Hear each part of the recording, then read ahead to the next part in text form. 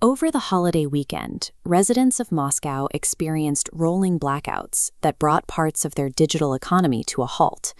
Overhead, the persistent threat of Ukrainian drone strikes kept the city on edge. Down on the ground, Red Square looked vastly different than it has in nearly 2 decades. The annual Victory Day parade featured columns of soldiers, including troops sent from North Korea. But the heavy armor normally used to project Russian military might on the global stage was missing entirely. The tanks and missile systems stayed home. Against this anxious and hollowed-out backdrop, Vladimir Putin stepped in front of reporters and made a massive geopolitical claim. After 4 years of grinding combat, he suggested the conflict with Ukraine is, quote, coming to an end. He made this statement right after the sudden announcement of a U.S.-brokered 3-day ceasefire between Moscow and Kyiv. The question now is whether this diplomatic pause marks the actual conclusion to a devastating global conflict, or if it is simply a temporary illusion of peace masking mutual exhaustion. The temporary halt to the fighting came after direct intervention from U.S. President Donald Trump, who stated that both leaders readily agreed to his request for a Friday to Monday truce.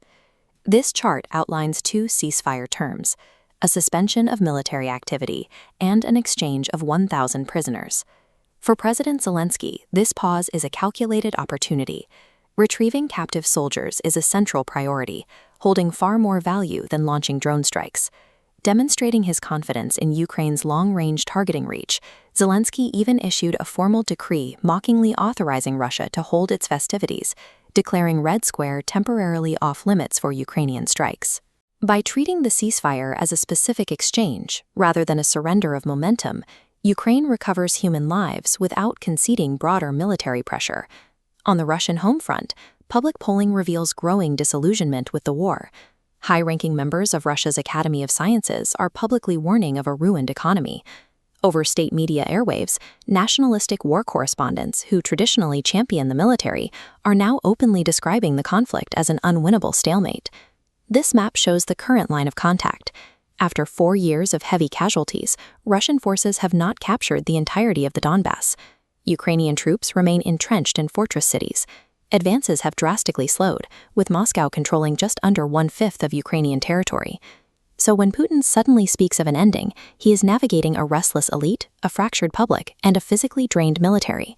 The immediate path forward remains highly fragile. Previous holiday ceasefires have unraveled rapidly, and Russia claims it still hasn't heard from Ukraine regarding the actual logistics of the prisoner swap. Any long-term deal must also navigate Putin's core ideological grievance. He continues to blame Western elites for the conflict, claiming they broke promises not to expand NATO's footprint following the 1989 fall of the Berlin Wall. There is potential for a new European security dialogue.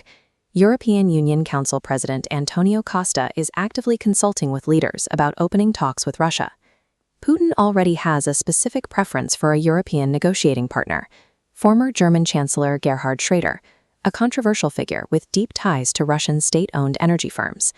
But Putin has set a rigid roadblock for immediate peace. He refuses to meet Zelenskyy for preliminary talks, insisting that a face-to-face summit in a third country can only occur to sign a finalized, long-term historic treaty. The rhetoric of peace is louder today than it has been in 4 years, driven by a U.S.-brokered truce and mounting domestic exhaustion. But the true test of Putin's declaration won't be found in Victory Day speeches. What to watch next is whether the 1,000 prisoner swap actually materializes, if the ceasefire holds through the week, and if back-channel talks can forge a permanent